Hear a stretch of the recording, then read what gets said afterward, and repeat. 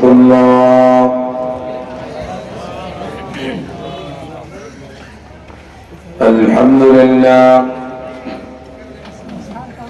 الحمد لله نحمده ونستعينه ونستغفره ونعوذ بالله من شرور أنفسنا. من يهده الله فلا مضل له ومن يضلله فلا هادي له. সকলে আমার সাথে পড়ুন না আউযু বিল্লাহি মিনাশ শাইতানির রাজিম। পড়ুন, প্রাণ খুলে, কণ্ঠ খুলে, জবান খুলে আমরা পড়ি। আউযু বিল্লাহি মিনাশ শাইতানির রাজিম। বিসমিল্লাহির রাহমানির রাহিম। আল্লাহু আকবার। ইয়া আইয়ুহাল্লাযীনা আমানু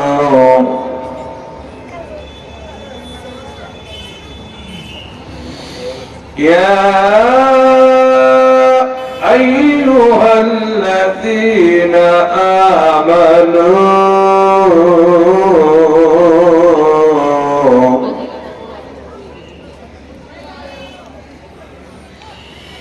أطيعوا الله وأطيعوا الرسول.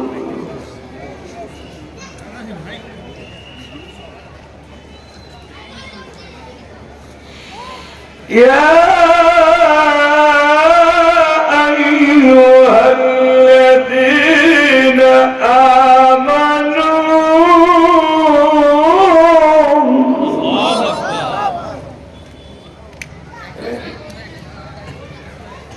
أطيعوا الله وأطيعوا الرسول.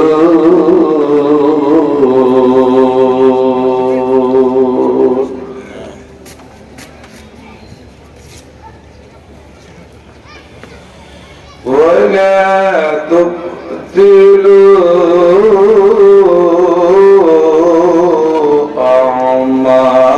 أعمالكم.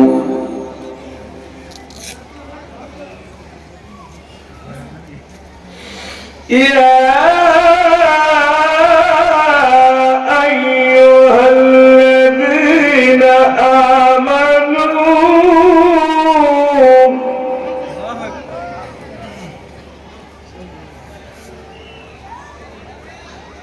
أطيعوا الله وأطيعوا الرسول.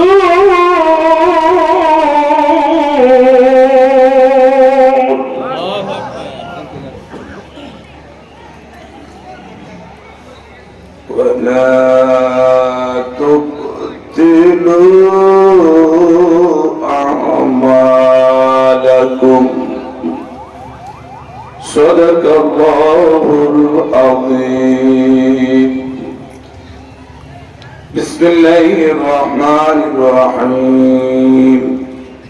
قال رسول الله صلى الله عليه وسلم لا إله إلا الله محمد رسول الله صلى الله عليه وسلم حرم الله عليه النار.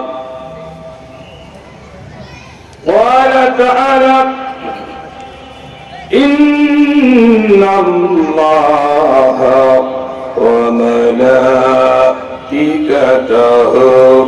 يصلون على النبي يا أيها الذين آمنوا صلوا عليه سلموا تسليما اللهم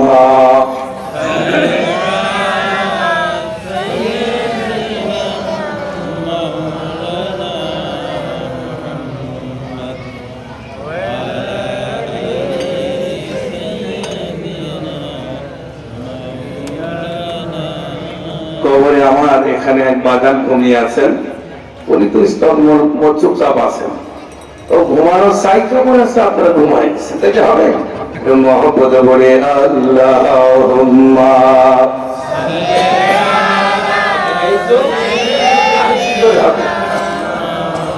জিহাদি হুজুর, আপনাদের জিহাদি হুজুর যদি একটু কণ্ঠে জোরে না বলেন, কুষ্টিয়ারই যাবে সম্মানিত। রাজশাহীর মোস্তাক ভাই এসেছে, আমাদের জিহাদি, ওদিকে যেরকম অহংকার বাড়িতে, এখানে তো কোনো অহংকার টুকার দেখছি না। একটু মহব্বতে বলি আল্লাহুম্মা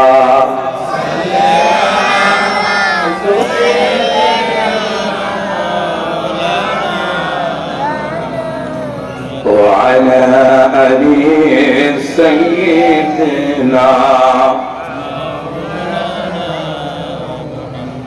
اللهم صل على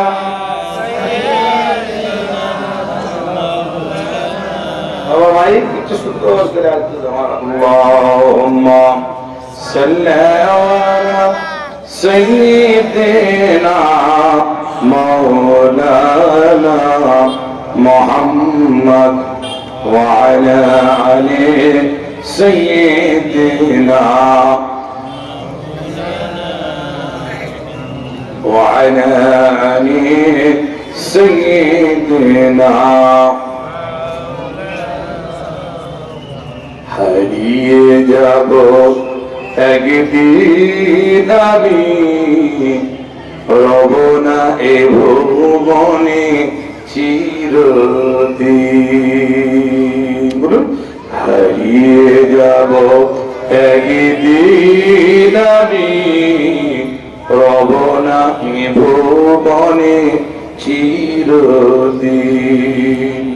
ক্ষমা করে দিও, ক্ষমা করে দিও তোমরা আমায়, ক্ষমা করে দিও তোমরা আমায়।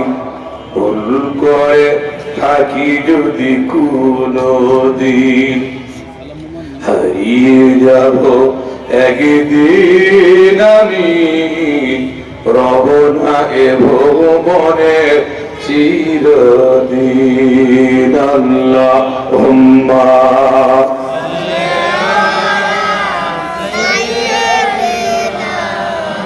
মাওলানা মুহাম্মদ ওয়া আলা আলিহি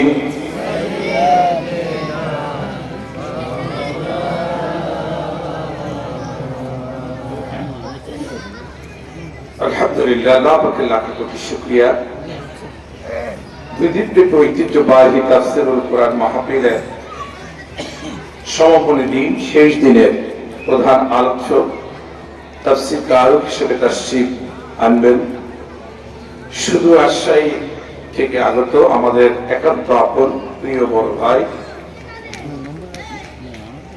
আন্তর্জাতিক খ্যাতি সম্পন্ন মুফাসসিরে কোরআন এবং বিভিন্ন টেলিভিশনের বক্তৃতা দিয়ে থাকেন হযরত হাফেজ কারি মাওলানা মুস্তাক আহমেদ রাজশাহী। জনাবের নেক হাত সুবহানাহু তাআলা বাড়িয়ে দিন, জোরে বলেন আল্লাহুম্মা আমিন।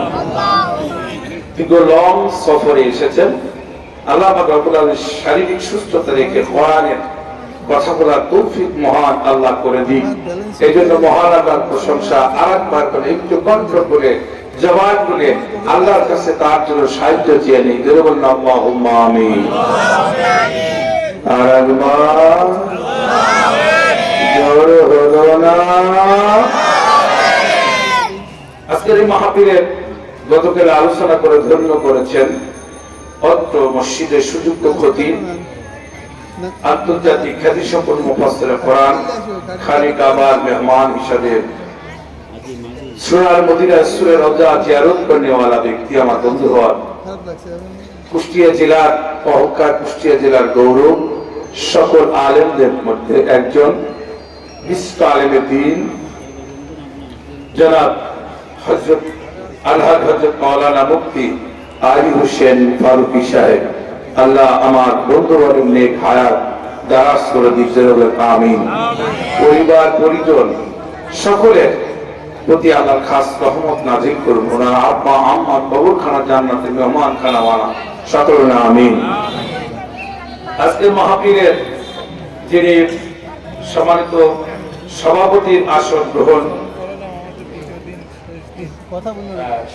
করেছেন, আল্লাহু আকবার, অ্যাডভোকেট আলহাজ আব্দুল বারী, বিশিষ্ট আইনজীবী, বাংলাদেশ সুপ্রিম কোর্ট। আল্লাহু আকবার। আজকে যিনি সভাপতিত্বের আসন গ্রহণ করেছেন, ইসলামিক চিন্তাবিদ এবং অনেক বিষয়ে গবেষণা করেন, আলহাজ জনাব মোহাম্মদ মমতাজ আলী বিশ্বাস, আল্লাহ এই মাদ্রাসার প্রতিষ্ঠাতা সদস্য, আল্লাহ সভাপতি, আল্লাহ পাক তাকে ঘাড় দারাজ করুন, বলেন আমিন। এবং অতিথি হিসাবে যারা উপস্থিত থাকবেন জনাব মোহাম্মদ আব্দুল মাজেদ সাহেব, এবং আরো উপস্থিত থাকবেন ডাক্তার মোহাম্মদ নব আলী সাহেব, আরো উপস্থিত থাকবেন হাজী মোহাম্মদ আব্দুল সালাম প্রধান, বড় ভাই জনাব শেখ মোহাম্মদ আক্কাস আলী সাহেব, জনাব মোহাম্মদ সাদিকুর রহমান গঠন। আল্লাহ সুবহানাহু ওয়া তাআলা কবুল করুন সকলকে এই মঞ্চে আসার মতন এবং বসে কোরআন এবং হাদিস শোনার যোগ্যতা মহান আল্লাহ বাড়িয়ে দিন, করেন আমিন।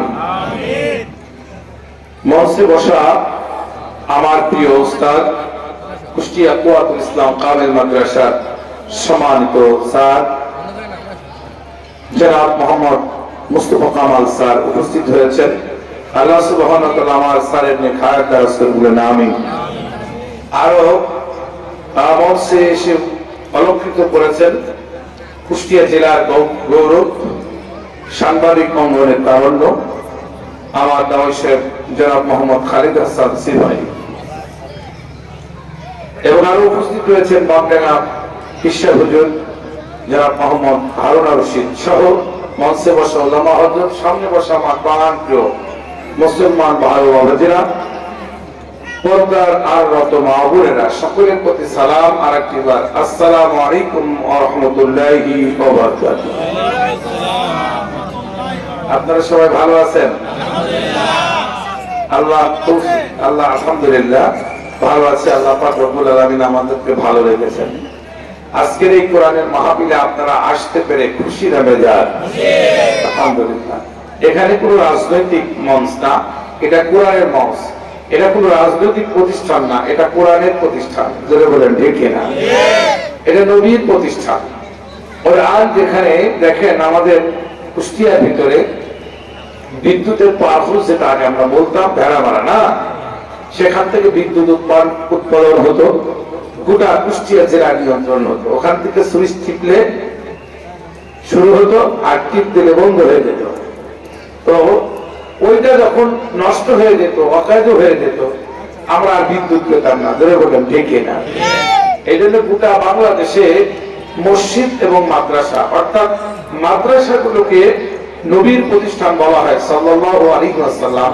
যে প্রতিষ্ঠানে নবীর হাদিস শেখানো হয়, যে প্রতিষ্ঠানে আল্লাহ এবং আল্লাহ রাসূলের কথাবার্তা শেখানো হয়, কোরআন মাজিদের হেফজ করা হয়, এই প্রতিষ্ঠানের প্রতি আল্লাহর রহমত সব সময় বর্ষিত হতে থাকে।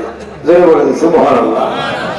এই প্রতিষ্ঠানের দিকে কেউ যদি নেক নজরে একটু তাকায় অথবা মন মানসিকতা দিয়ে সহযোগিতার হাত বাড়িয়ে দেয়, ছাত্রদের সাথে একটু কথাবার্তা বলে, এতিম ছাত্রদের মাথায় হাত বুলিয়ে দেয়। হাদিস শরীফের ভিতরে আসছেন কোন এতিমের হাত মাথায় হাত বোলানোর সঙ্গে সঙ্গে এই যে হাদিসে মিসকাত শরীফের হাদিস বলছে, এই মাথা উপরে হাতটা দেওয়ার পরে এই হাতের ভিতরে যতগুলো চুল পড়বে অত পরিমাণ সওয়াব ওই ব্যক্তির আমলনামায় লেখা হবে। বলে সওয়াব বরিশালে নিতে গেলে তো হবে না, সওয়াব ওই রাজশাহীর এক পাশে নিতে গেলে হবে না, সব তো বাড়ির কাছে। ধরে বলেন ঠিক কিনা? শুধু নিতে হবে, নিতে হবে। শুধু পীর পীর করলাম, অথচ নিজের বাপ মায়ের দিকে খেয়াল করলাম না। বড় কিন্তু বাড়ির ভিতরে দেখে না, মার দিকে একবার তাকাবেন, বাবার দিকে একবার তাকাবেন, একটু কবুল হজ সব। হজ করতে গিয়ে আপনার ওই হজ কবুল নাও হতে পারে, কিন্তু বাড়ির ভিতরে মার দিকে একবার তাকা না বলেন, মা মা খুশি হয়ে দোয়া করবে, জান্নাতের 8টি দরজা মুক্ত খুলে যাবে। বলেন সুবহানাল্লাহ। এই আওয়াজ হবে, ধরে বলেন সুবহানাল্লাহ। আরেকবার অন্য অন্য জায়গায় শুধু চিৎকার করি, কিন্তু আসল জায়গায় চিৎকার করতে হবে, তাহলে আমার ইসলাম বাড়িতেও গ্রহণ করতে হবে, যেটা ইসলামী সংগঠন। সুবহানাল্লাহ, তারা নাম বলবো না, ইশারায় না বুঝে নেবেন। ওখানে পারিবারিক একটা বৈঠক করতে হয়, তাই না? পারিবারিক বৈঠকে দেখবেন আলহামদুলিল্লাহ, ওই পারিবারিক বৈঠকে প্রথম দাওয়াত আমরা অন্য জায়গায় না, আমার পরিবারে দাওয়াত দেওয়ার একটা পদ্ধতির নামই হচ্ছে পারিবারিক বৈঠক। বলেন সুবহানাল্লাহ। কয়েকদিন পারিবারিক বৈঠক করছি, আমি 5 ওয়াক্ত নামাজ কালাম পড়ি, দাড়ি বাইরে বেড়াই, পাগড়ি মাথায় দিয়ে ঘুরি, অথচ আমার স্ত্রী নামাজ পড়ে না, আর ছেলে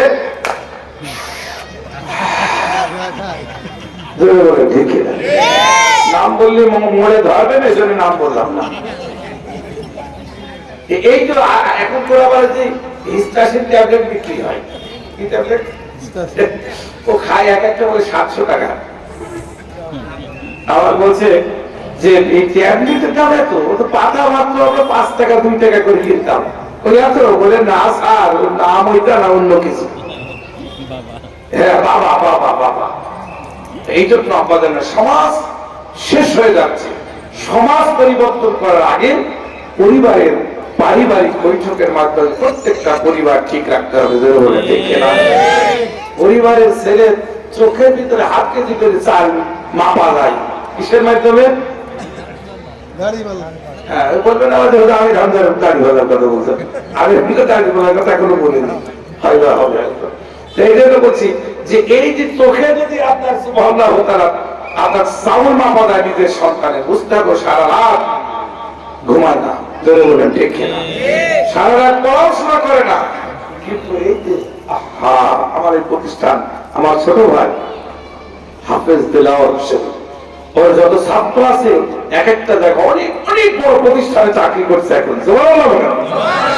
এই জন্য আপনাদের খেদমতে বলতে চাই, আব্বা জানরা বন্ধু করেরা, আমাদের পারিবারিক বৈঠকের মাধ্যমে পরিবারের ইসলাম দিয়ে আস্তে আস্তে করে আমরা শুরু করি। আমরা শুরু করবো না পরিবারে, তাই পারিবারিক বৈঠক আমাদের করতে হবে। এটা আপনি দল করেন আর না করেন, যে দলই করেন আর যে কিছু করেন না কিন্তু প্রত্যেকটা পরিবারে একটা বৈঠক দিবেন। সেই বৈঠকটা কি হবে? এক টেবিলের ভিতরে কখন বসবেন? বসার তো বসবে না কেউ, খাবার সময় তো এক সময় বসে নাকি বলে, খাবারের টেবিলে 6 থেকে 7টা চেয়ার অথবা 10-12টা চেয়ার নিয়ে ছেলে নিয়ে আত্মীয় স্বজন নিয়ে যখন বসবেন, ওখানে আত্মীয় থাকবে না। আত্মীয় বড় আত্মীয় আমার বড় বাবা, আত্মীয়কে বড় বাবা মানে কি জানেন? নিজের আব্বাকে তো আব্বা বলে হয়, আর যে সন্তানের কি আব্বার চাইতে বড় আব্বা, বলে ঠিক নিজের বাপ পাশে থাকে আর মিটমিট করে হাসে, একদিন আমি এরকম করেছি, ধরে বলে ঠিক। ভাই আমার বন্ধু বলে এই জায়গায় নেই, সন্তান যদি 2টা থাকে, কন্যা সন্তান 2টা 4টি সন্তান, নিজের স্ত্রী আর নিজে সুন্দর করে টেবিলে খাওয়ার আগ দিয়া স্ত্রীকে বলা হয় আজকে আপাতত সবাইকে খাবার পরিবেশন করবে, কিন্তু একসঙ্গে খাবো, সবার প্লেটে ভাত দিবে, এই মুহূর্তে বলে 5টা মিনিট একটু ধৈর্য ধরতে হবে। 5 মিনিট পরে সুন্দর করে সুবহানাল্লাহ তাআলা খাবারটা অফ রেখে বাবা অভিভাবক সাথে পারিবারিক বৈঠকের নেতৃত্ব দিচ্ছেন নেতা, এরে বলে নেতা বলে, বাবা মাহফুজ তুমি তো ক্লাস 10-এ পড়ো, বলে হ্যাঁ। তুমি সবাই নামাজে যাই জোহরের, কিন্তু তুমি জোহরে নামাজ পড়তে আসো না। তোমার বাবা বড় মাওলানা, তোমার বাবা বড় ইসলামের ধারক বাহক, সমস্ত জায়গায় কাজ করে, তুমি যদি নামাজ না পড়ো বাবার ইজ্জত তো যাবে। বাবার ইজ্জতের বড় একটা সম্মান, ইজ্জত ইহকাল এবং পরকালের সম্মান এবং ইজ্জত মান যদি বাড়াতে হয় নামাজের বিকল্প কোনো রাস্তা নেই। বাবা মাহফুজ, আজ থেকে তুমি নামাজ পড়বা, জোরে বলেন ঠিক কিনা? মাহফুজ বলছে আপা ঠিক আছে আমি নামাজ পড়বো। নিয়ে ফাতিমাকে বলছে মা ফাতিমা তুমি তো কলেজে পড়ো? হ্যাঁ মাহফুজ, আপনি তো জানেন আপনি নিজেই ভর্তি করে দিয়েছেন। বলে কলেজে পড়ো বাবা, তোমার কলেজে তো অনেকে বেপরদা থাকে। মা ফাতিমা আজ থেকে বোরকা পরে সুন্দর করে রাস্তা ডান ও বাম এক সাইড দিয়ে চলবা, জোরে বলে দেখি না। সবকিছু পারিবারিক বৈঠকের মাধ্যমে যখন প্রথম ইসলামের দাওয়াতটা পরিবারে দেওয়া হলো, প্রথম দাওয়াত পরিবারে দিলে ইহকালে এবং পরকালে আল্লাহ পাক ওই দাওয়াত গ্রহণের কারণে আপনাকে জান্নাত দিতে পারে, জোরে বলেন পারে কিনা? শুধু কি তাই, এই দাওয়াতের মাধ্যমে দাওয়াতের মাধ্যমে নিজের মান উন্নয়ন হবে, পরিবারের সবকিছু মান উন্নয়ন হবে। আজকে আমরা সকলে যে কোরআনের আয়াত তেলাওয়াত করেছি মান উন্নয়নের জন্য, আমি 3টি আয়াত, একটা আয়াতের আংশিক অংশ 3টা ভাগে ভাগ করা হয়েছে। একটা আল্লাহ কাদেরকে বললেন, 2 নম্বর আল্লাহ কাকে আনুগত্য করতে বললেন, 3 নম্বর আল্লাহ তার আনুগত্য করে কাকে আনুগত্য করার কথা বললেন। আর একটি ভাগ আল্লাহ বলছেন তোমাদের জীবনের চলাফেরার পথে যত আমল করো, যত ভালো কাজ করো, এই কাজগুলো তুমি এমন কাজ করো না যা তোমার নষ্ট হয়ে যায়, জোরে বলেন ঠিক কিনা? বন্ধুরা, আমি এইবার আপনাদের ক্ষেত্রে বলতে চাই সুবহানাল্লাহ তাআলা, তাহলে আমাদের মান উন্নয়ন করতে হলে এখানে আপনাদের সকলের কাছে উদাত্ত আহ্বান জানাবো, আমার সম্মান, আমার ইজ্জত, আমার চেহারা, আমার সুরত সমাজের ভিতরে প্রভাবশালী আল্লাহ ওয়ালা ব্যক্তি, সৎ মানুষ ন্যায় ইনসাফকে জমিনে প্রতিষ্ঠা করতে হলে কোরআন এবং হাদিসের বিকল্প রাস্তায় যদি চলো, আবুল সরকারের মতো পানির ভিতরে সাঁতার খাওয়া ছাড়া উপায় নাই, ঠিক না? কোরআন এবং হাদিসের বিরোধিতা যদি তুমি করো, তাহলে তোমাকে এমন হেলিকপ্টারে নেবে, আশপাশ কোন জায়গায় রেল স্টেশন পাবা না, দিল্লির মাঝে নামা ছাড়া তোমার উপায় হবে। এই জন্য আপনার বন্ধু বলে কোরআন এবং হাদিস সঠিক ভাবে যদি চলেন, আপনার জীবন, আপনার মরণ, আপনার সব কিছু একমাত্র আল্লাহ পাক রব্বুল আলামিনের জন্যই হবে। এই জন্য আমি ফারুক আজম জিহাদি আপনাদের কাছে উদাত্ত আহ্বান জানাবো, আমার কথা, আমার কাজ, আমার সম্মান, আমার সব কিছু আল্লাহ পাক রব্বুল আলামিনের কোরআন, কমপ্লিট কোড অফ লাইফ, দি হোলি কোরআন। এই কোরআনটা পবিত্র কোরআন, এটা আমাদের জীবন বিধান, এটা আমাদের সমস্ত চলার বিধান। এই কোরআন একটু যে আল্লাহু আকবার যিনারা নিয়ে করেন, আল্লাহ পাক তাদেরকে আমরা আমাদের ভাষায় বলে হাফেজ। কোরআন শরীফ মুখস্থ করেওয়ালা ব্যক্তিদেরকে হাফেজ বলে। হাফেজদের বুকে নেবেন, হাফেজদের সালাম দিবেন, হাফেজদের সম্মান করবেন। হাফেজদেরকে সম্মান করলে আল্লাহর কোরআনকে সম্মান করা হলো। আল্লাহর কোরআনকে সম্মান করা মানে আপনি আল্লাহ পাকের সম্মানী মানুষের দলভুক্ত হয়ে গেলেন। আল্লাহু আকবার, আল্লাহ পাক রব্বুল আলামিন শামিল করে দেবে আমাদেরকে। ওয়াদখুলি জান্নাতি, আল্লাহু আকবার,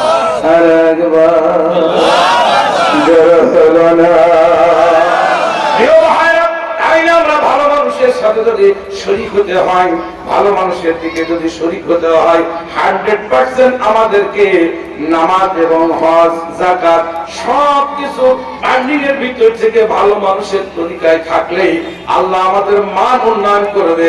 সমাজে ইসলাম আসবে, গোষ্ঠীতে ইসলাম আসবে, ইউনিয়নে ইসলাম আসবে, সংসদে ইসলাম আসবে। সংসদে যখন ইসলাম এসে যাবে, আমি আপনি আমাদের ওয়াজ আর প্রয়োজন হবে না। রেডিও টেলিভিশনে বলবে আগামীকাল থেকে ফজরের নামাজ যে না পড়বে 500 টাকা জরিমানা আর 5টা করে বেদের বাড়ি। কেউ ঘরে থাকবে? ভালো হুজুরের ওয়াজ শুনেন, দেখেন না, ওয়াজ শুনে শুনে পুরো যেই অসুখ বিসুখ হয়েছে বলে ভাই এই সোং আর টাইনি না ভাই, সোং ছিলেন তো সোং। আরে আজও ভাই কথা বলছে না কেন? ওই সোন মানে আজিজ বিড়ি সোন মানে টাইনি টুইনি ভিতরে সব শেষ করে ফেলছে। এখন আমি একদিন আমাকে বলছিল বিপদে শুধু খালি বুকের ভিতরে ব্যথা করে, আহা খুব জ্বালা যন্ত্রণা। আমি আর বলে সোনটা না বাদ দেন। আমাকে বলে সোনটা না বাদ দিলে কি সারবেন? হ্যাঁ বলে সোন টানকে ভিতরে এত ভালো ঠেকে বাদ করে দেও টান, কি মধু।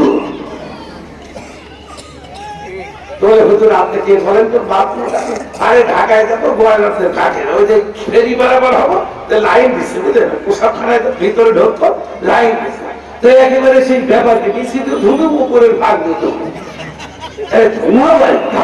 ব্যাপার একজন বোঝা বিড়ি টিড়ি টাকা পালা হবে লাইন দিচ্ছে অনেক বড় লাইন। তাইলে পরে বেরোছে থেকে চোখ মুখ লাল, আরে কি ব্যাপার টুলটু ভাই কি খবর কি? ওদের ভাই প্রসাদ সব কিছু গেল, প্রসাদ ফিরতে পরে পায়খানা, এরপর দেখলো কতক্ষণ দেরি দেরি হতে পারে, ফাঁকে টুকু সময় অপচয় হবে, এই জন্য একটা বিড়ি ধরাইছে, ধরা টানছে। তাই এই যে অবস্থা ধরে বলে ঠিক কিনা দেখুন ভিতরটা শেষ করে দিয়েছে। আহা ভাই আমার আপনাদেরকে করে বলতে চাই সবকিছু শেষ হয়ে গেছে, আমি আপনি আমাদের সবকিছু শেষ হয়ে গেছে। ওইগুলো যে পূর্ণভাবে ফিরাইয়া আনতে হলে আমাদেরকে এক আল্লাহ ইবাদত বন্দেগী ছাড়া উপায় নাই, আছে নাকি? আল্লাহ সেই জন্য আরামিক আদরে এত সুন্দর করে মধুর ডাক আমাদেরকে দিয়েছেন। আল্লাহ পাক রব্বুল আলামিন দেয় না ইয়া আইয়ুহান নাস, হে মানব সকল। আল্লাহ বলেন নাই মানব সকল বললে ইহুদিদেরকে বোঝাতো, নাসারাদেরকে বোঝাতো। নাস বললে ইয়া আইয়ুহান নাস, এটা বললে বাকি মানুষকে সকলকে বোঝাতো। কিন্তু এখানে কাউকে না বলে আমার আল্লাহ কোকিলের ডাকে ডেকে বললেন ইয়া আইয়ুহাল্লাযীনা আমানু,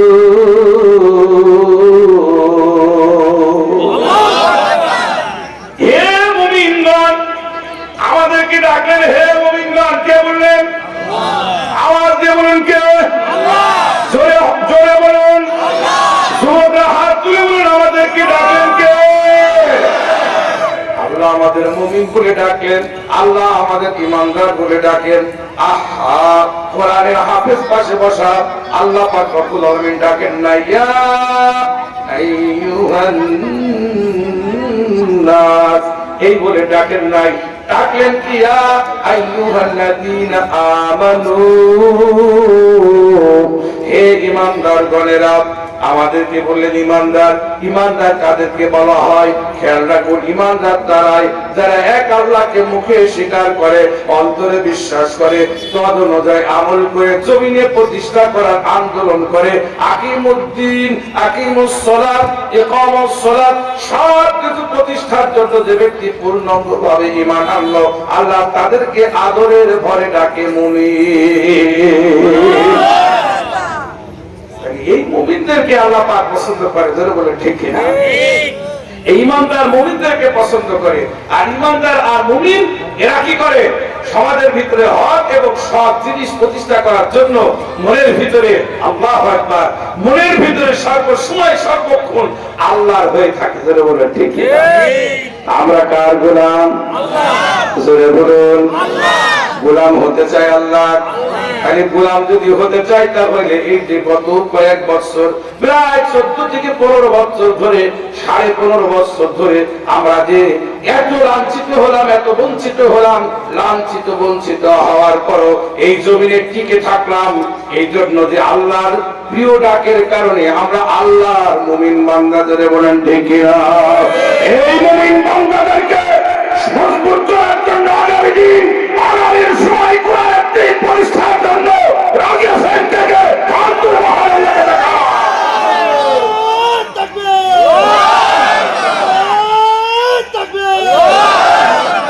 আলহামদুলিল্লাহ আমরা এই কাজ করবো, রক্ত ঝরবে, আল্লাহ খুশি হবে। যুবক বান্দা যখন হাতটা এরকম মুষ্টি করবে, আল্লাহ খুশি হয়ে ফেরেশতাদের দেখাবে, দেখ কি করছে, ধরে বলেন ঠিক কিনা? ভাই আমার এইবার আমি আয়াতের দিকে যাই।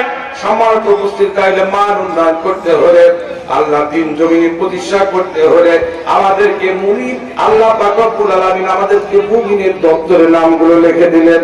বলেন হে মুমিনগণ, বলুন সুবহানাল্লাহ, বলেন হে মুমিনগণ, হে ঈমানদারগণ। আল্লাহ বলে হে মুমিনগণ, তোমরা ইত্তেবা করো, অনুসরণ করো।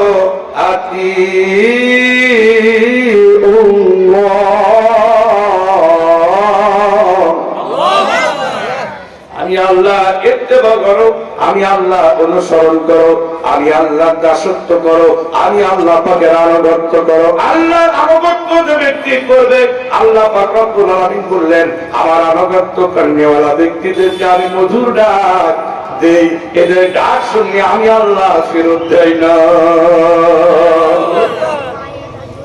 এক রাজা কাক আর কোকিল পুষতেন।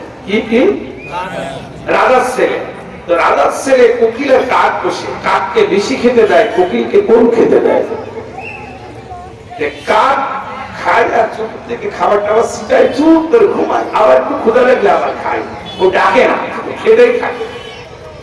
আর কোকিল মাঝে সাথে ডাকে, কুহু কুহু বলে ডাকে। কোকিলের সামনে কোনো খাবার থাকে না। এই দেখে রাজা আবার চিন্তা করছে, ব্যাপারটা আমার ছেলে কোকিল কেন কত কষ্ট দেয়, কাককে এত খেতে দেয়, কারণ কি? হঠাৎ করে ছেলেকে বলছে, বাবা কোকিলকে এত কম খেতে দাও, কাককে বেশি খেতে দাও, কারণ কি? বলছে আব্বা বুঝবেন না। বলেন উনি একটা রাজ্যের রাজা, সে বোঝে না নাকি? বলেন ছেলেকে বলছে না, একটু বুঝায়। বলছে আব্বা শুনুন, কাক যখন কা কা করে ডাকে, এই ডাকটা আমার কাছে সবচাইতে ঘৃণিত কষ্টদায়ক মনে হয়। এই জন্য আমি কাককে বেশি খেতে দিই, যাতে কাক চুপ থাকে। আর কোকিলকে আমি একটু কম খেতে দিই, কোকিলকে যদি বেশি খেতে দিতাম ও আর ডাকতো না। আর কোকিলের ডাক ডাকলে আমি এত খুশি হয়ে যাই, এই জন্য আমার মনটা জোরে দেয় আব্বু। এই জন্য আমি কোকিলকে কম খেতে দেই। কোকিলকে কম খেতে দিলে ক্ষুধার্তর কারণে ওরা ডাকবে, কুহু ধরে বলে ঠিক কিনা? এই জন্য পৃথিবীতে ইহুদি নাসারা খ্রিস্টান কোরআন বিরোধী লোকদেরকে অবস্থান দেয় বেশি, টাকা দেয় বেশি, সবকিছু করে ওরা বেশি। কারণ পুরা ডাকলে আল্লাহর ভালো লাগে না। আর আমরা যারা আর একেবারে ছোট্ট খাটো মানুষ, পাঁচ ওয়াক্ত নামাজ পড়ি, রোজা রাখি, হজ করি, টাকা নাই পয়সা নাই, যতটুকু আছে আল্লাহ রাস্তায় ব্যয় করার জন্য চেষ্টা করি। আল্লাহ পাকের আল্লাহ একজন প্রিয় বান্দা মুফাসসিরিন کرام আল্লাহু আকবার, উনি বলছেন কাক মার্কা বান্দা হচ্ছে তারা যারা আল্লাহ বিরোধী কাজ করে, তারা হচ্ছে কাক মার্কা। আর কোকিল তারা যারা আল্লাহর প্রিয় বান্দা। দিনে 5 ওয়াক্ত পাঁচগানা নামাজ পড়ে, শীতের ভিতরে প্রচন্ড শীতের ভিতরে সকালবেলা ঘুম থেকে উঠে ফজরের আজান হয় মসজিদ থেকে। আমাদের হাফেজ আব্দুল কুদ্দুস যখন আজান দিলেন আজকে এত ভালো লাগলো, সম্মান উপস্থিতি। ফজরের আজান যখন মসজিদ থেকে আজান হয়, আশহাদু আন্না মুহাম্মাদার রাসূলুল্লাহ,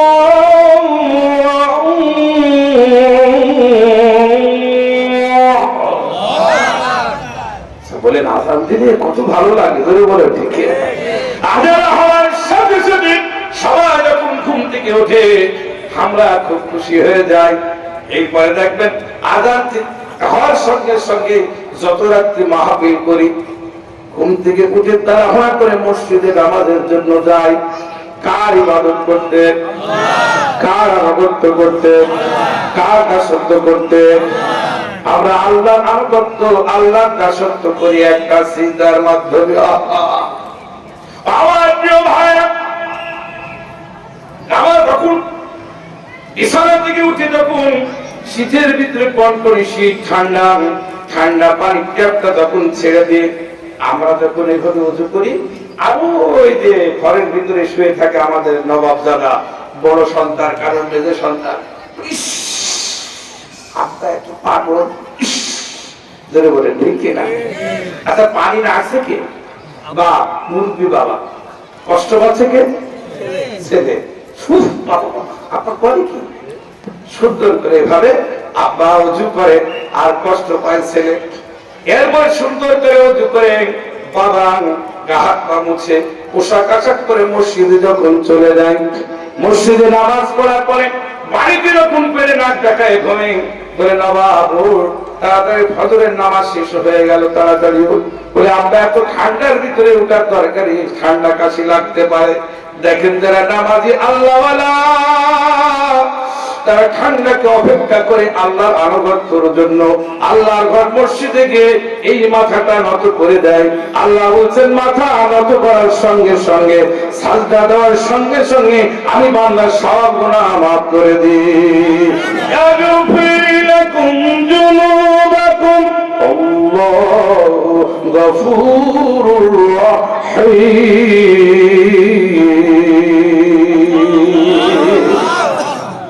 আমি সব গুনাহ মাফ করে দিই। এই জন্য আপনারা বন্ধু বলেন আল্লাহ পাক আমাদেরকে গুনাহ মাফ করে দেয়। আমি সূরাতুল আল্লাহু আকবার সূরাতুল মুহাম্মাদের আয়াত আল্লাহু আকবার 33 নম্বর 26 নম্বর পারা আল্লাহু আকবার তৃতীয় রুকুতে আমি একটি আয়াত তেলাওয়াতের আংশিক আয়াত তেলাওয়াত করেছি। এই আয়াতের ভিতরে আল্লাহ পাক ডাক দিলেন আমার প্রিয় মুমিন বান্দাগণ, হে মুমিন বান্দাগণ তোমরা আনুগত্য করো, দাসত্ব করো আমার একমাত্র আমি আল্লাহ, আমার কাছে সাহায্য চাও। ইয়াকা না'বুদু ওয়া ইয়াকা নাস্তাঈন।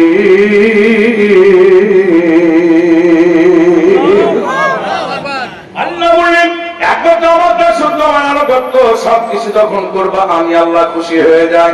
আজকের এই কোরআনের মাহফিল থেকে আমরা সকলেই কারোর ইবাদত বন্দেগী করব না, এক আল্লাহর জন্য এই মাথা রেস্টি করে দেব, একমাত্র তার পায়ে সিজদা দেব। এই ওয়াদা আপনারা দিতে পারেন? কোরআন খুলে দেখবেন জিহাদি হুজুর যে অনুবাদ করছে অনুবাদটা ঠিক আছে না? ওই যে কি সরকার দেবে আবুল সরকার নাউজুবিল্লাহ কোরআনের আয়াত মানে পড়ে যেভাবে অর্থ করছে আমি মনে মনে চিন্তা করলাম আল্লাহ এই আর সরকারের কি অবস্থা। বাচ্চা কাচ্চা যখন 3, 4, 5 পড়ে, আমার এক ছেলে 5ম শ্রেণীতে পড়ে, আমাকে বলছে যে আঙ্কেল কি বলে এই লোকটা মুরব্বী হয়ে গেছে কি কোরআন শরীফ এর বঙ্গ অনুবাদ পড়েন নাই? ও বলে কুল আউযু বিরাব্বিন নাস। কত মানসিক নাসার কথা বলে দেখছেন, মালিকিন নাস বলে নিজে নাসো আর মালিক সহ নাসো। নাউজুবিল্লাহি মিন যালিক। কি কথা বলে আমানতু বিল্লাহি, আমার একটা বিড়াল আছে ও কুতুবিহি। নাউজুবিল্লাহ নাউজুবিল্লাহ বললেও ঈমান নষ্ট হয়ে যায়। বড় কুতুবিহি একটা কুকুর আছে। কি কথা নাউজুবিল্লাহ। তারপরে বলছে কুতুবি ওয়া রাসূলিহি, রাসূল ঈমান একটা রশি আছে, রশিতে কুকুরটা বাইরে থেকে বারবার ঘোরাঘুরি করো, হুজুর দেখলেই কি করো গুলি করে মারো নাকি? আবার কি বলে আলাম তার আলেম তার কায়দা খেলা কায়দা করি ফালা মারো বিয়া সাবিল করি ধরি ধরি খাল করি। এই হুজুরে ডুবাও কোরআন করেছে। প্রিয় ভাইরা আমার, আজ থেকে ওয়াদা করতে হবে, শপথ দিতে হবে, যারা কোরআন বিরোধী আন্দোলন করে, কোরআনের অপব্যাখ্যা করে, বাংলার জমিয়ে তাদের স্থান দেওয়া হবে না। এই বাংলার তৌহিদি জনতা ঐক্যবদ্ধ হয় এই কোরআন বিরোধী লোকদেরকে বাংলা থেকে দিল্লিতে পাঠাতে হবে। কে যারা যে সাহায্য করে দেখা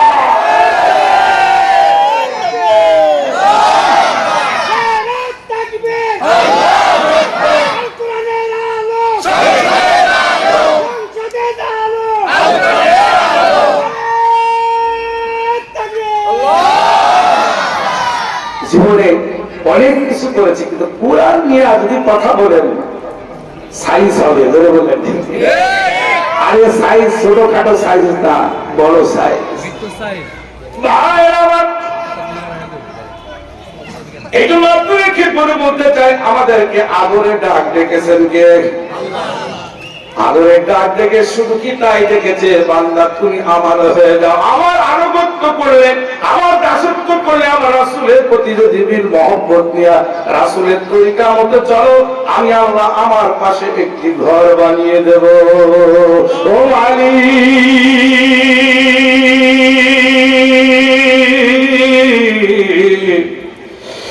কি জান্নাতে তোমার পাশে একটি ঘর বানিয়ে দিও, একটি ঘর বানিয়ে দিও।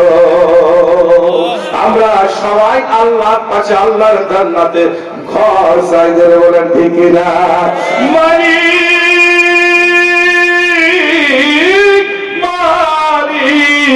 তোমার জান্নাতে তোমার পাশে একটি ঘর বানিয়ে দিও,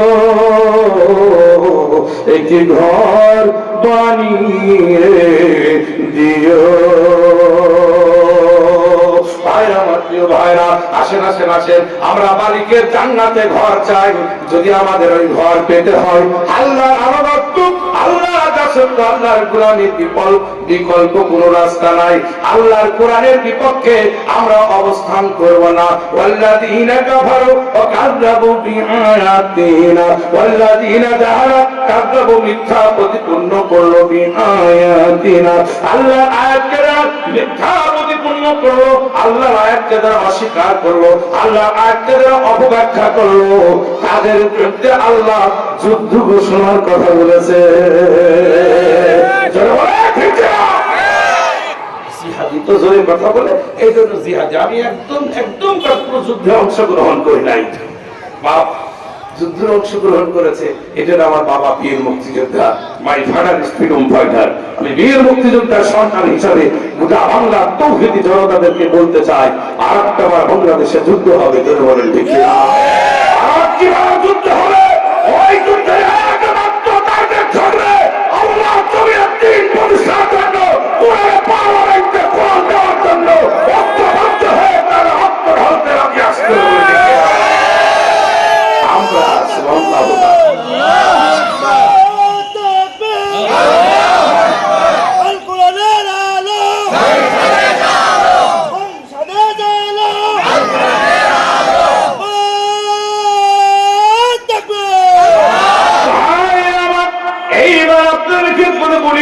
এইবার যাতে বলে আমাদের সুন্দর করে বললেন, হে ইমানদারগণ, তোমরা আনুগত্য করো। আমার আনুগত্য করতে গিয়ে অনেকে কি হয়েছে? জীবন দিয়েছে। আমার দাসত্ব করতে গিয়ে অনেকে জীবন দিয়েছে, জান দিয়েছে। হযরত আসিয়া মহিলা মানুষ, তিনি কি করেছেন? আল্লাহ মানতে গিয়ে স্বামীর বিরোধিতা করতে বাধ্য হয়েছেন, তাই এই দুনিয়া থেকে সে চিরবিদায় হয়ে গেছে। আল্লাহ পাক বললেন, এমন কষ্ট বান্দা এই বান্দিকে দিয়ে মারলেন, আমি আল্লাহ আমার পক্ষ থেকে জান্নাত তার সামনে ধরে দিয়েছি। কষ্টের বদলাতে, আনুগত্যের ফলে আমি আল্লাহ পাক তাকে জান্নাতে একটি ঘর বানিয়ে দিয়েছি। শুধু কি তাই? অর্থ সম্পদ যা কিছু আছে, সমস্ত অর্থ সম্পদ। একজন ধনট্ট মহিলা, সৌদিতে তার বাড়ি। আমার ভাইজান আল্লাহু আকবার সচক্ষে দেখে এসেছে খালিদাতুল কুবরা রাদিয়াল্লাহু তাআলা। কত অর্থের মালিক, কত সম্পদের মালিক, কত সম্পদ, ধনট্ট সবকিছু ছেড়ে আমার নবী সাল্লাল্লাহু আলাইহি ওয়াসাল্লামকে স্বামী হিসাবে গ্রহণ করার কারণে সমস্ত অর্থ সম্পদ ইসলামের দিকে দিয়ে দিয়েছে। জোরে জোরে বলেন ঠিক কিনা? এই খালিদাতুল কুবরা রাদিয়াল্লাহু তাআলা জীবনের ভিতরে দেখলাম এত রূপসী ছিল, এত সুন্দর ছিল। ওনার আল্লাহু আকবার, ওনার আব্বা বলতেন, আরে আমি এই সন্তানকে কার সঙ্গে বিবাহ দেব? বলার পরে যুবতী আল্লাহু আকবার, উনি বলার পরে প্রথম তিনি বিবাহ দেন। প্রথম স্বামীর নাম আতিক বিন আয়েব, তারপরে দ্বিতীয় স্বামীর নাম ছিল আবু আওলা। আতিক বিন আয়েব 2 বছর 6 মাস ঘর সংসার করতে না করতে তিনি মারা গেল। এরপরে 1 বছর, এরপরে 6 মাস মানে আবু সাইদ লাস্টে তার আপন চাচাতো ভাইয়ের সঙ্গে বিবাহ হলো। আল্লাহ পাক রব্বুল আলামিন কুদ্দুস নামক আপন চাচাতো ভাই আবু সাইদের সঙ্গে বিবাহ করে 6 মাস যেতে না যেতে তিনিও মারা গেলেন। খালিদাতুল কুবরা মনে মনে চিন্তা করলো, আমি আর বিবাহ করব না, আমি আর আমার কপালে কোনো শোভে না, সহিবে না আমার কোনো সুখ। এই বলে তিনি সব কিছু ছেড়ে দেওয়া চুপ করে গেলেন। আমার প্রিয় ভাই আর গবেষণা করতেছিল ওই সময়কার 3টা কিতাব, তাওরাত, জাবুর, ইনজিল, 3টা কিতাব পেলেন। আল্লাহু আকবার, সুন্দর করে কিতাবগুলো। আল্লাহ এই সবচেয়ে সুপণ্ডিত ছিল খালিদাতুল কুবরা। ওনার আপন চাচাতো ভাইয়ের নাম ছিল ওরাকা বিন নাওফল। উনিও কি করতেন? গবেষণা করতেন, পণ্ডিত ছিলেন। খালিদা সবকিছু ছেড়ে গিয়া উনি যখন কিতাব আদি পড়তেন সমস্ত কিতাবে একজন নবীর নাম ছিল, তিনি আর কেউ না, তিনি মুহাম্মদুর রাসূলুল্লাহ সাল্লাল্লাহু আলাইহি ওয়াসাল্লাম। ওনার বাবার নাম আব্দুল্লাহ, মায়ের নাম আমিনা। মক্কা নগরে তার জন্ম হবে, বংশটা হবে উচ্চ বংশ। ওই সময় সবচেয়ে বড় বলিষ্ঠ বংশ ছিল কি কুরাইশ বংশ। এই বংশে মিলে গেল। আল্লাহু আকবার। আমার নবী জন্ম নিলেন, আস্তে আস্তে বড় হলেন। আল্লাহু আকবার। খাদিজা রাদিয়াল্লাহু তাআলার বয়স যখন 40 বছর, আমার নবীর বয়স তখন 25 বছরের ভরা যুবক। 25 বছরের যুবকের সঙ্গে আল্লাহু আকবার তার চলাচল আদর্শ দেখে, সমাজের ভিতরে চলাফেরা দেখে এত খুশি হয়ে গেল। মহান আল্লাহ পাক রব্বুল আলামিনের কাছে চাইতেন, খাদিজাতুল কুবরা বলতেন, এমন একজন সৎ মানুষ যদি আমি স্বামী হিসাবে নিয়ে নিতাম, আমাকে ইহকালে শান্তি, পরকালে মুক্তি। জোরে বলেন সুবহানাল্লাহ। প্রিয় ভাইরা, আনুগত্য কাকে বলে, দাসত্ব কাকে বলে, এই বিষয় নিয়ে আমি কথা বলতে গিয়ে একটু সাইড কেটে গেছি। তাহলে আপনাদের খেদমতে বলি, খাদিজাতুল কুবরা জীবনীর ভিতরে দেখলাম, এরপরে যখন কি করলেন, বিবাহ করলেন। কেউ বলে অর্থ লোভের জন্য বিয়ে করেছে, জোরে বলেন নাউজুবিল্লাহ। খাদিজা এবার যখন অন্য মানুষের মাধ্যমে প্রস্তাব পাঠায়, আল্লাহু আকবার। বিশ্বনবী সাল্লাল্লাহু আলাইহি ওয়াসাল্লাম আদর্শ চরিত্র, নবীদের মুজিজা, এত সুন্দর মুজিজা।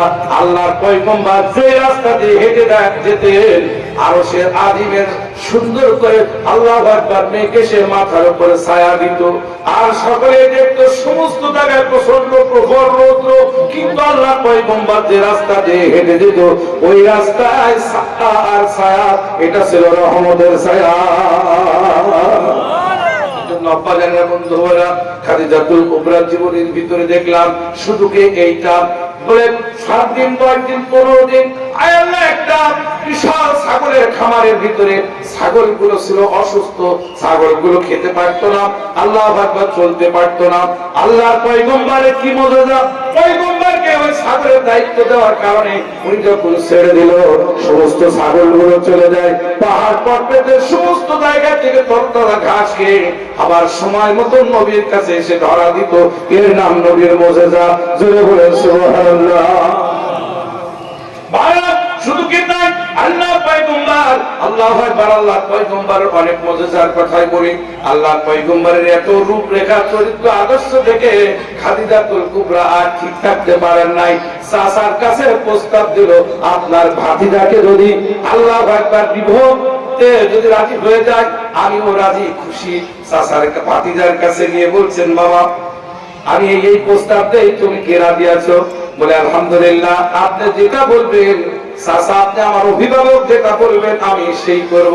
তাইলে আমার পয়গম্বর এমন সুন্দর চরিত্র দিয়ে দিলেন যে আপনি যেটা বলবেন আমি সেটাই রাজি, তবে শর্ত আমার 3টা। কয়টা শর্ত? 3টা শর্ত। 1 নম্বর, প্রথম শর্ত হচ্ছে খাদিজার সঙ্গে বিবাহ করতে পারি, খাদিজা অন্য ধর্মের অনুসারী, আমার সাথে বিবাহ করতে হলে ইসলাম ধর্মের কালিমা পড়তে হবে, যে কালিমা পড়লে ইহকালে শান্তি, পরকালে মুক্তি পাওয়া যায়। ওই কালিমাতে যদি রাজি থাকে, আমি মুহাম্মদ রাসূলুল্লাহ সাল্লাল্লাহু আলাইহি ওয়াসাল্লাম কালিমা পড়লে আমি তাকে বিবাহ করতে রাজি।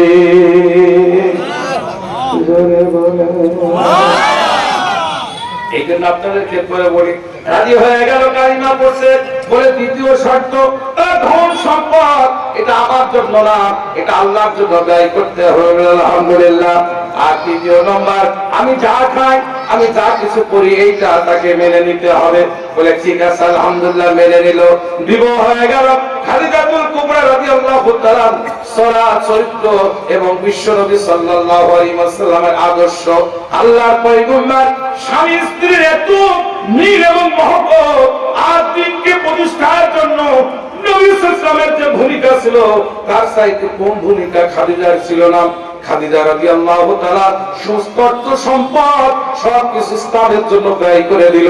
এই ব্যয় করার কারণে আর স্বামী ভক্তর কারণে, স্বামীর আনুগত্য করার কারণে, রাসূলের আনুগত্য করার কারণে আল্লাহ এত খুশি হয়ে গেল। আল্লাহ পাক ওহীর সাথে ওহী নাযিল করে জানিয়ে দিল, ও আমার পয়গম্বর, আমার নবী গো, আমি খাদিজাকে এত খুশি হয়েছি খাদিজার ইবাদতে, খাদিজার ব্যবহারে, খাদিজার সব আমলের কারণে আমি খুশি হয়ে আমি আল্লাহ তোমার মাধ্যমে আমি খালিদাকে সালাম দিয়ে দিলাম। আল্লাহ সালাম দিয়েছে খালিদাকে।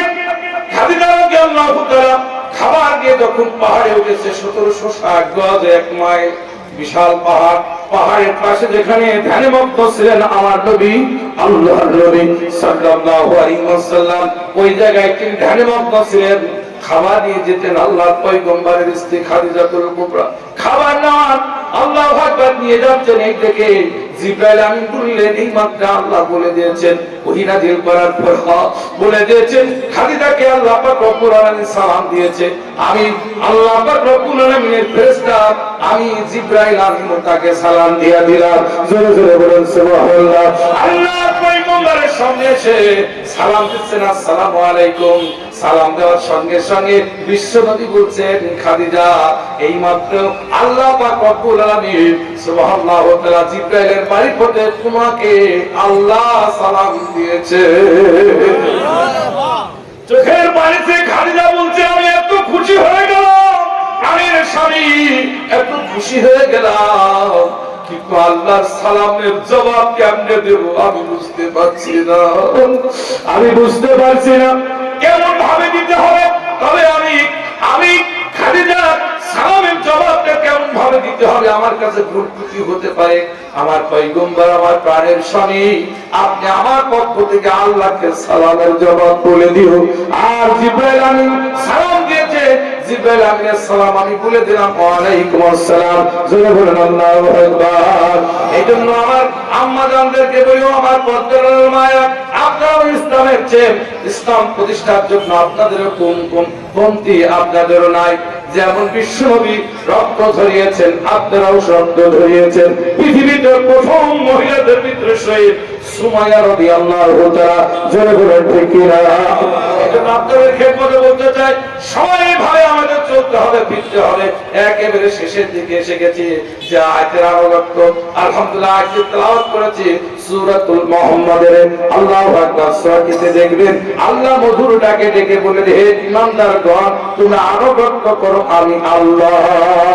এবং আল্লাহ আনুগত্য করার পরে নবী হে আপনি পরে আনুগত্য করবেন আপনার উম্মতদেরকে বলে দিন, আমার প্রিয় বান্দাদেরকে বলে দিন, পরে আমার আনুগত্য করার পরে তোমার আনুগত্য অর্থাৎ নবী বিশ্ব নবীর আনুগত্য বিশ্ব নবীর ভালোবাসা তোমাকে ভালোবাসতে হবে। ধরে বলেন সুবহানাল্লাহ।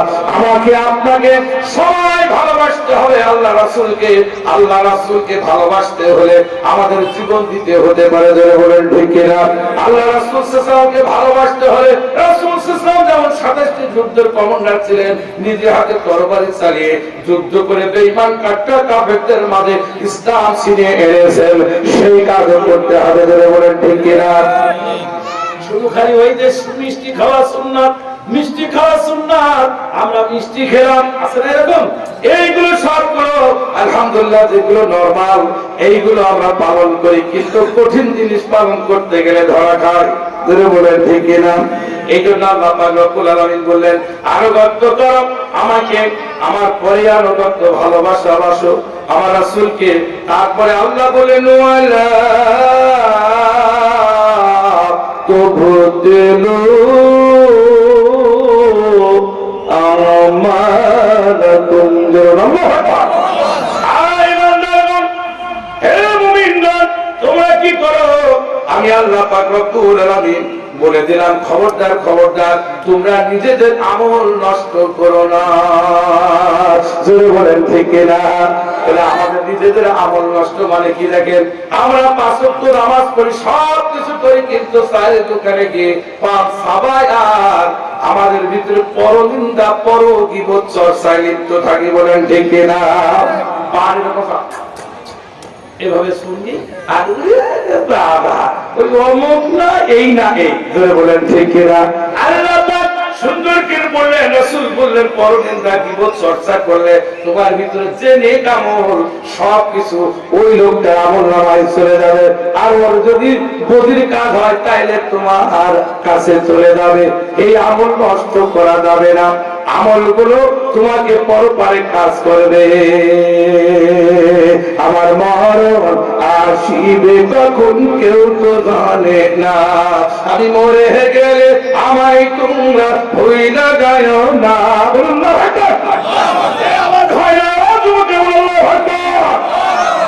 আমার মরণ আসিবে কখন কেউ তো জানে না, আমি মরে গেলে আমায় তোমরা ভুইলা যায় না। আল্লাহু আকবার। আমি মরে গেলে আমায় তোমরা ভুইলা যায় না, আমি চলে গেলে আমায় তোমরা ভুইলা যায় না। আমার মরণ আসিবে কখন কেউ তো জানে না। এই দুনিয়া চিরজীবন থাকার জায়গা না, অন্ধকার কবর যে আমার আসল ঠিকানা। ভাই আমার, কবরের কথা কে ভাবে? কেউ ভাবে না। কবরের কথা যদি ভাবেন সবকিছু শেষ। ওই কবরের ভিতরে আমলের কথা একটু ভাবতে হবে। হযরত শাম নূহ আলাইহিস সালামের সন্তান শামের জীবনী কি দেখেছেন? শাম অমনি করে আব্বা হযরত নূহ পয়গম্বরের কাছে গিয়ে চুপ করে রয়েছেন। নূহ আলাইহিস সালাম যখন এই দুনিয়া ছেড়ে চলে যাচ্ছেন, নূহর পাশে বসে, নূহ আলাইহিস সালামের পাশে বসে আল্লাহু আকবার বাবাকে বলছেন, আব্বা আপনার শরীর, আপনার চেহারা এত ঘামছে কারণ কি? নূহ পয়গম্বর শামকে হাতটা ধরে বলছেন, বেটা এই দুনিয়া থেকে আমি বিদায় হয়ে যাব, এই দুনিয়াতে আর কারোর সঙ্গে দেখা হবে না, তোমার আমার দেখা হবে পরপারে। ধরে বলে ঠিক না? একটু জেগে করেন না লা ইলাহা ইল্লাল্লাহ, জোরে লা ইলাহা সুবহানাল্লাহ আলহামদুলিল্লাহ লা ইলাহা ইল্লাল্লাহ। মায়া এই দুনিয়ার ভিতরে হবে দেখা, তোমার আমার আর দেখা হবে না, দুনিয়ার কারোর সাথে দেখা হবে না। আমার শরীরটা এত ঘামার কারণ হচ্ছে দুনিয়া ছেড়ে আমি বিদায় হয়ে যাব। বেটা সামনে আমি তোরে নসিহত করলাম, এই দুনিয়ার ভিতরে তোমার মৃত্যু হবে আমার মতন, মরার পরে তোমাকে এই দুনিয়াতে আবার জীবিত করবে। ও বেটা সাম, ওই সময় তুমি কবর থেকে ভেদ করে যখন দাঁড়িয়ে পড়বা, তোমার সম্মুখে একজন দাঁড়িয়ে থাকবে, তিনি কেউ না, তিনার নাম হযরত ঈসা আলাইহিস সালাম। উনিও নবী ছিল, উনিও নবী। তুমি আমার সালামটা ঈসা পয়গম্বরকে দিয়ে দিও। জোরে বলুন আল্লাহু আকবার। আমল নষ্ট করলাম, আল্লাহু আকবার। নূহ পয়গম্বর ইন্তেকাল করলেন। এরপরে নূহ আলাইহিস সালামের পরে অনেক দিন পরে শাম ইন্তেকাল করলেন। শাম যখন মারা যাবে, আজরাইল আলাইহিস সালাম কাছে আসলো। শাম অমনি করে আল্লাহু আকবার, আজরাইল আলাইহিস সালাম এসে জানটা কবজ করবে। তখন বলছেন, আমি নূহ পয়গম্বরের সন্তান শাম, আমিও তো নবী, আল্লাহ পাক রব্বুল আলামিনের পক্ষ থেকে পাঠানো। আজরাইল আলাইহিস সালাম তার জীবনটা কবজ করবে জানটা যখন হাতটা বুকের উপরে দিল, শাম চিৎকার করলো।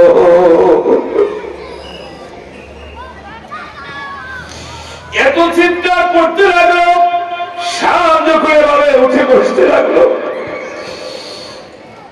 আজরাইল আলাইহিস সালাম শামকে বলছেন, আপনি খুব কষ্ট পাচ্ছেন। শাম তখন বলছেন, আমি এত কষ্ট পাই ধারণার বাইরে, মনে হচ্ছে তোমার হাতটা যখন আমার বুকের উপরে দিয়া দিলে মরণ যে এত কঠিন, মরণ যে এত কঠিন আমি আগে জানতাম না। তাই তো কবিতার কবির ভাষায় বলেন, আমার মরণ আসিবে কখন কেউ তো জানে না, আমি মরে গেলে আমায় তোমরা ভুইলা যায় না, আমি চলে গেলে আমায় তোমরা ভুইলা যায় না, আমার মরণ আসিবে কখন কেউ তো জানে না।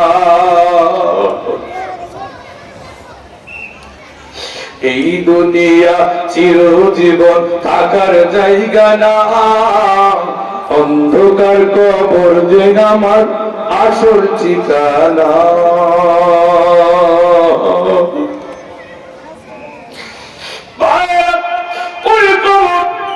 আমি আপনার জন্য অপেক্ষা করছি। ওই কবরে যাওয়ার আগে যে আমাদের চিন্তা করতে হবে আমাদের আমল গুলো কি নষ্ট হয়ে গেল। ওলা তো বদল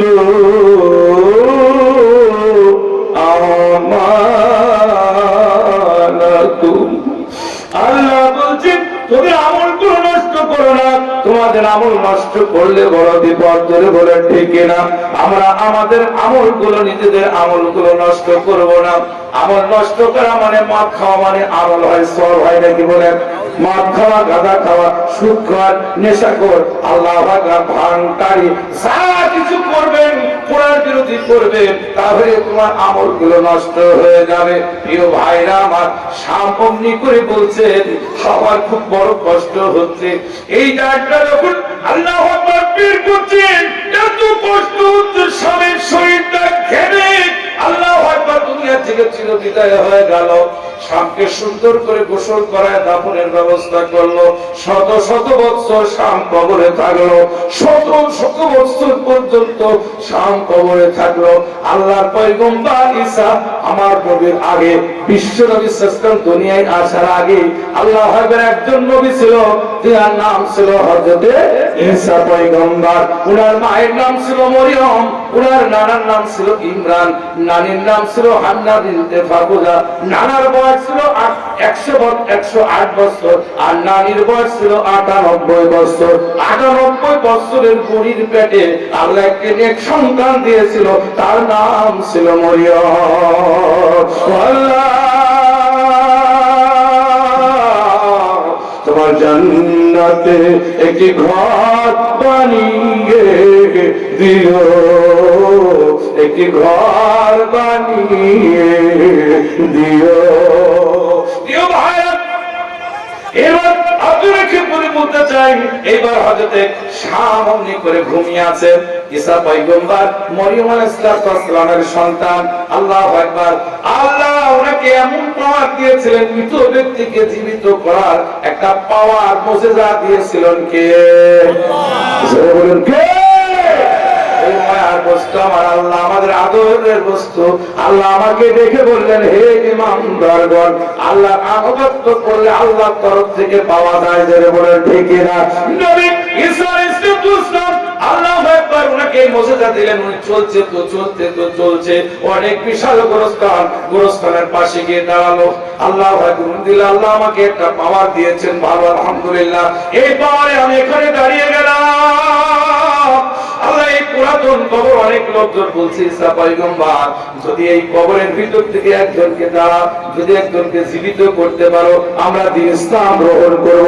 আল্লাহর পয়গম্বর ঈসা আলাইহিস সালাম চুপ করে দাঁড়িয়ে আল্লাহু আকবার অনেক পুরাতন কবরের পাশে যেয়ে বলেন কুম বিইذনিল্লাহ। বলার সঙ্গে সঙ্গে এক ডাক, দুই ডাক, তিন ডাক, তিনবারে হঠাৎ করে আল্লাহু আকবার কবরটা ভেদ করে একজন দাঁড়িয়ে পড়লেন। তিনি আর কেউ না, তিনি হযরতে শাম। তিনি বলেন আল্লাহু আকবার।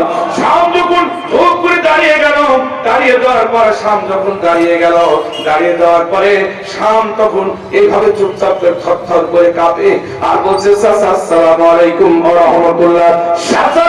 সালাম দেওয়ার সঙ্গে সঙ্গে মনে মনে চিন্তা করছে আমাকে চাচা বললো।